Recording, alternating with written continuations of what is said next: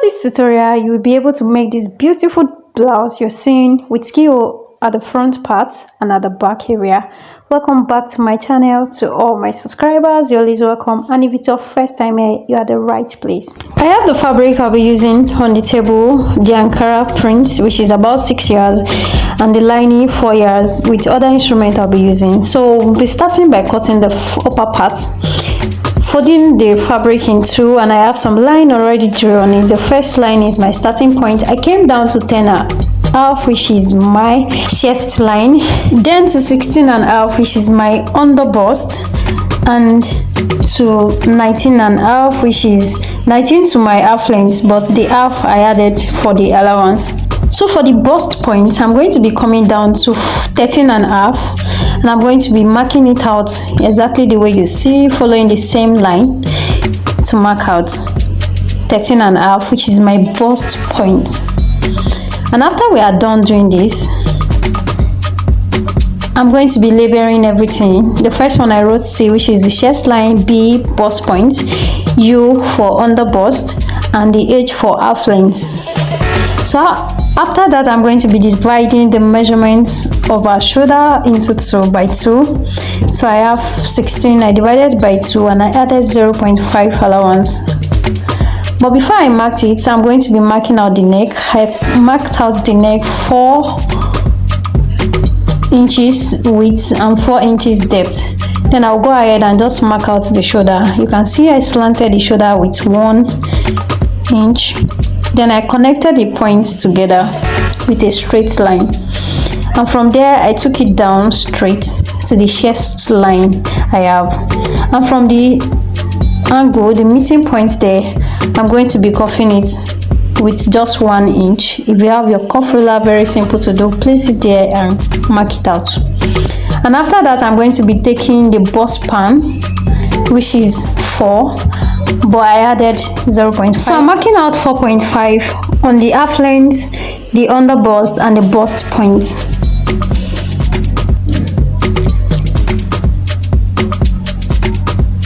So we have this net here, which I'm going to be using for the upper part and also for the hand.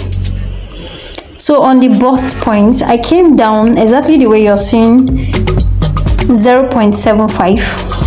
And then I went down to the half length. Inwardly, I marked 0.5, and outward, I marked 2 inches. I did the same thing for under bust too. So I connected the points I have together exactly the way you see me doing it now. Then the one I marked inwardly, I connected it to the mark I already made on the bust point slantly. And this time you can just use your hand and make the curve very well. So after I was done doing this, on the shoulder point, I divided my shoulder point, that part you're seeing now, I divided it by 2. I marked it, and then before I connect it downward, I'm going to be marking out the parts where the net is going to cover. And from the shoulder, the starting point, I came down to about 8 inches, almost 9, like 8.7. So this depends on exactly anything you want. If you want it down, you can bring it down to even to 10 inches downward. And on that point, I just connected the lines I have drew on the fabric downward. I connected it up together, then towards the neck area. And on that point, I came inwardly 0.5 at 1 inch, then outward 0.5. Inward 1 inch, then outward towards the armhole parts, I marked 0.5. Then I'm going to be connecting it slantly downward exactly the way you're seeing it. Then this mark I made already, I'm going to be using my hand to just cuff it out to make it a bit curved, since it's going to be covering up for the bust part. Then after that, I'm going to be dividing the lines I have on the armhole by 2, and on the center point, I'll go inwardly 0.5. I'll slant it up and also slant it downward exactly the way you're seeing it. And after that, I'm going to be dividing the circumference of my bust by 4. First I divide by 2, then divide it again. So I have it divided by 4. I will mark it. Then I'm going to be marking out the dart I have in there. I marked it. Then I will add up my allowance, which is 2 inches.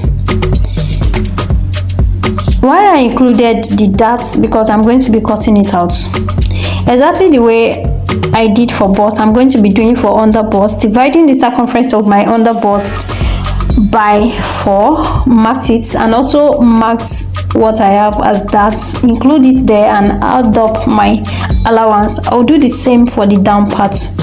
After that, I'll just go ahead and cut out exactly the way you're seeing me doing. Please watch through so you know the parts to cut and where not to cut. So for the down parts, I'm just cutting the excess that I have there. Then the darts, I already included it, remember. So please don't forget to include your darts, because by the time you cut out this, you see you have short of this fabric. And if you didn't include your darts on the right part where you are meant to, the cloth might be tight. So after we are done cutting, you can see exactly this what we have. And at this point, I have not yet cut out the neck. So I'm going to be cutting out the neck. Remember, we have 2 necks in this part because there's going to be keyhole at the bust part. So for the down part, I'm coming down to about 1.5.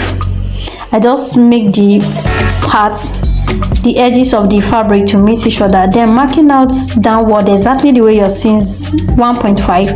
I'll slant it up to meet the other edge, which is going to give me a perfect sweetheart. So this 1.5 depends on what I want. If you want yours to be a bit down, you can go ahead to even 2.5 or 2 inches. Then for the upper part, which is going to be net, I'll go ahead and also mark the neck. So I'm going to be using 4 inches depth and 4 inches width. Okay, I used 3 inches depth and 4 inches wideness. So for the part that is going to be keyhole, I came up to about 2.5. Then I brought back the other part so that we'll know exactly where the neck is going to stop, and I just marked it there, which is about 3.5, and I'm going to be cuffing it exactly the way you're seeing it. If you don't understand this, just watch through again, you're going to get it. So after I was done doing that, I went straight to the back part, and at this time I already have almost all my lines drew on the fabric, and I'm going to be explaining it one after the other.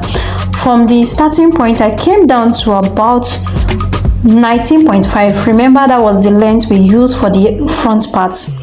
Then the same 10.5 for the armhole, then for my under bust and the mid half length. Then for the neck, I used the same thing I did at the front, dividing my for the shoulder. I used the thing I did at the front, dividing my shoulder by 2. I marked it there. Then for the armhole, exactly what I did at the front, that's what I repeated here for the back part.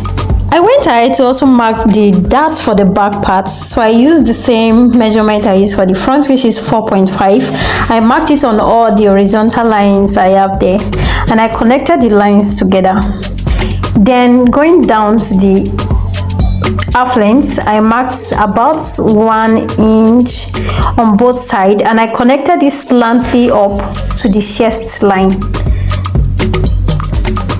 Just marking this out because we are not going to be cutting it out. We'll just leave it and hold it while sewing. Then for the net part, the upper parts of the back where net is going to be occupying, I came down to about 10.5, and I just connected it straight exactly the way you're seeing it. Now at this point, I divided the circumference of my bust by 4. I marked it. I added my allowance. I did the same thing for the half length, that is the waist part. Divided the circumference by 4 and I added my allowance. At this point, I'm going to be connecting the 2 points together.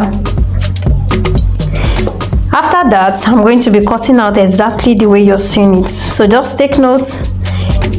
Also, why I curved the armhole for the back parts is because I'm going to be using net, and the net is stretching. If you are not going to be including net, so cutting out the armhole parts to make it a bit curvy is not necessary, just for the front part. And after I was done doing that, I just open up the parts for the zipper. You can see I left 1 inch for zipper allowance there. Then for the upper part, I'll go ahead and just mark out the neck. Marking out the neck now, I excluded the zipper allowance and I marked out for the wideness I used 4 inches and for the depth I used 2 inches. Then for the down part, depends on exactly what you want, because I want almost likely the same thing I have at the front, but this for the back part is going to be a bit bigger. So to the wideness, I made it about 6 inches, and to the other parts coming up, I made it also about 5 inches, and I'm just circling it exactly the way you're seeing it now to give me my perfect shape. So this depends on what you want. If you want it triangular, go ahead and make it triangular. If you want it square, do the same. And if you just want it to be in V shape, go ahead and do that. So you can see exactly how I wanted mine to be. And now I'm going to go ahead and cut out the zipper allowance that I have there. So it's going to be in 2 pieces. So you can see how the back is going to be, bringing the down part of it. You can see exactly how the back is going to look. So after that, I'm going to be bringing the net that I'll be using for the upper parts of the tubes. So I folded my fabric, the net, I folded it in 2. The cord lace, I folded it into 2. Then I'm going to be cutting out exactly the way you're seeing it now on my lace. If you notice, I didn't almost cut exactly the same thing. I left some inches for sewing. This is just about 0.2 inches. After that, I'll bring the front part, and I also do the same as I did for the back and cut it out too. So you can see at this point I've not yet cut out the neck, so I'll just go ahead and cut the neck out. This is the front part, and after I was done cutting out the neck, I'll place it on the lace and cut out.